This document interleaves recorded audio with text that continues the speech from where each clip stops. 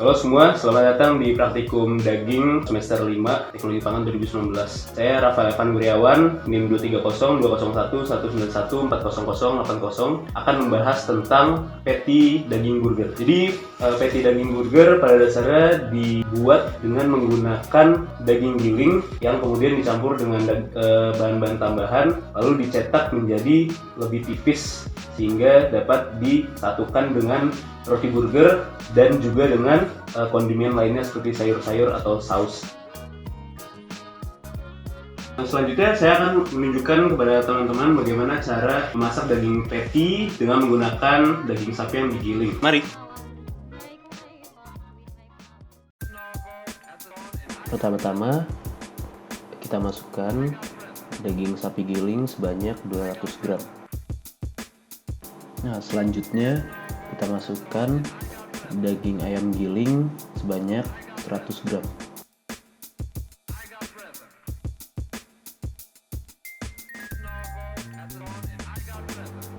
Nah, jadi untuk selanjutnya kita persiapkan terlebih dahulu bawang putihnya. Lalu kita tambahkan sekitar 1 sendok makan tepung maizena ke adonan. Kemudian kita masukkan bawang putih yang telah dicacah. Selanjutnya kita tambahkan garam sebanyak 1 sendok teh.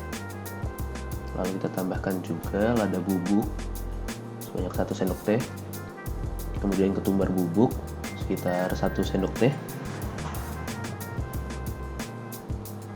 Lalu ditambahkan kaldu jamur totole sebanyak 1 sendok teh juga.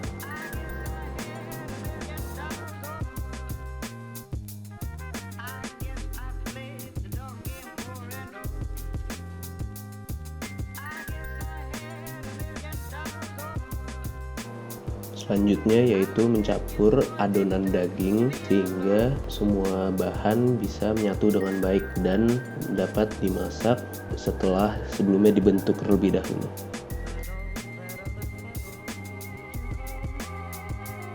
Selanjutnya daging dibagi menjadi beberapa bagian. Di sini saya menggunakan 75 gram untuk satu sajiannya karena jumlah daging yang didapat yaitu 300 gram.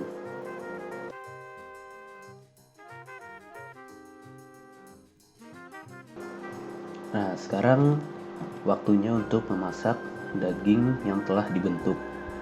Jadi daging patty tersebut akan dimasak di atas wajan yang panas yang telah diberi minyak atau bisa menggunakan margarin atau jenis lemak lainnya. Nah, setelah wajan dirasa sudah panas, daging bisa diletakkan dan dipres sehingga memiliki bentuk yang lebih pipih.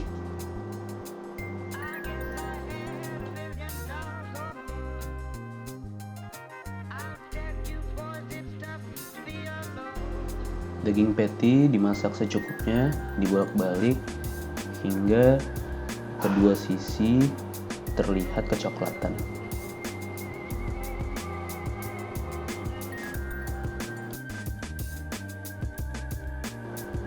Tidak lupa juga untuk ditekan-tekan sehingga patty-nya matang merata hingga ke dalam.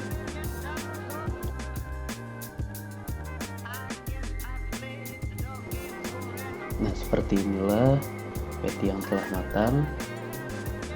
Patty-nya sangat berair dan memiliki kedua sisi yang kecoklatan serta terlihat lembut ketika ditekan.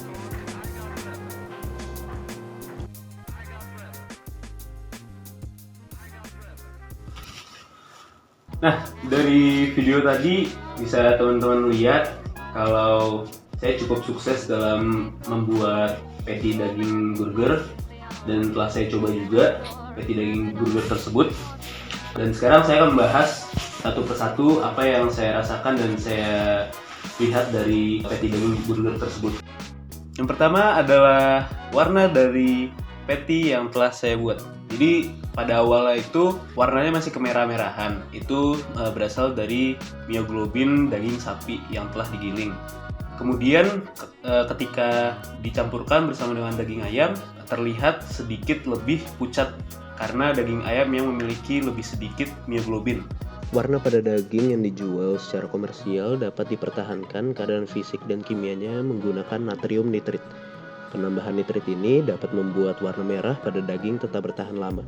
Penambahan nitrit memiliki batas aman sebesar 30 mg per kilogram daging, dan konsumsi jangka panjang serta berlebihan dapat menyebabkan kanker karena memicu pembentukan nitrosamin. Selanjutnya, ketika dimasak, warna berubah total karena adanya pemanasan. Pemanasan tersebut menyebabkan denaturasi protein yang bisa mengubah kecerahan dari daging yang awalnya gelap menjadi abu-abu. Selain itu, ada warna-warna yang kegelap-gelapan juga yang disebabkan dari reaksi Maillard. Reaksi Maillard merupakan reaksi yang terjadi saat pemanasan antara gula-gula reduksi dan asam amino. Reaksi ini terjadi di hampir seluruh permukaan patty burger, menyebabkan perubahan warna menjadi kecoklatan. Reaksi ini menyebabkan tekstur yang lebih solid juga.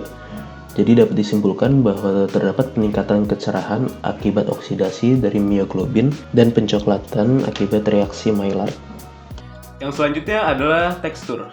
Jadi dari tekstur burger yang telah saya buat, yang saya dapatkan adalah dia memiliki kekerasan yang cukup lembut ya, nggak terlalu keras. Kemudian memiliki tenderness yang sangat tinggi. Ketika saya coba kunyah itu ada sedikit perlawanan tapi nggak terlalu kuat gitu. Jadi saya tidak perlu berlama-lama untuk mengunyahnya.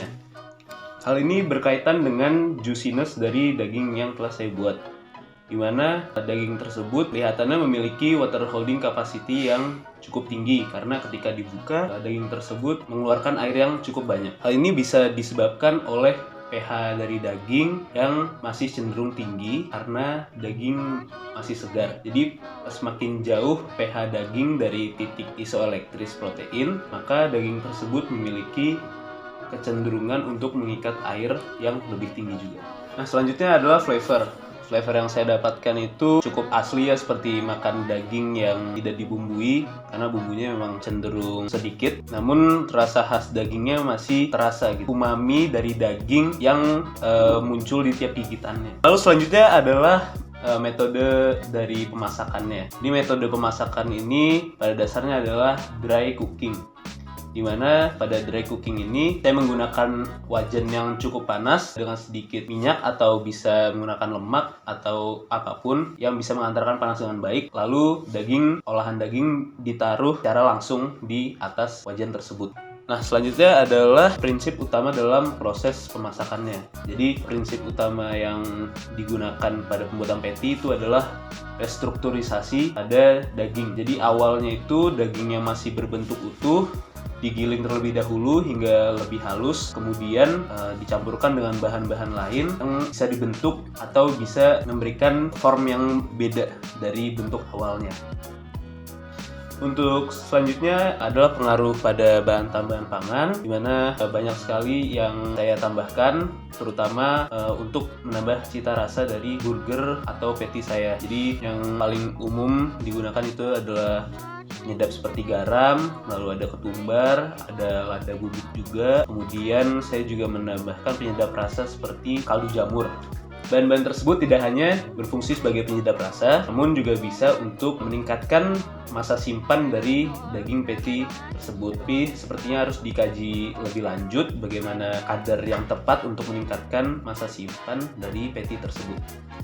Untuk selanjutnya ada lagi yang saya tambahkan yaitu tepung maizena, di mana tepung maizena ini bisa berguna untuk menyatukan adonan dari daging sapi dan daging ayam. Tepung maizena ini juga berfungsi untuk meningkatkan tekstur sehingga bisa lebih ada kekenyalan dan juga tenderness di daging patty tersebut. Tepung maizena yang memengaruhi tekstur ini disebabkan oleh patty yang berinteraksi dengan protein, menyebabkan terikatnya patty tersebut pada protein. Air juga akan mengalami pengikatan dengan amilosa yang terdapat pada patty. Kadar amilosa maizena yaitu 24%. Baik, sekian penjelasan yang bisa saya paparkan. Kurang lebihnya mohon maaf. Saya Rafael Evan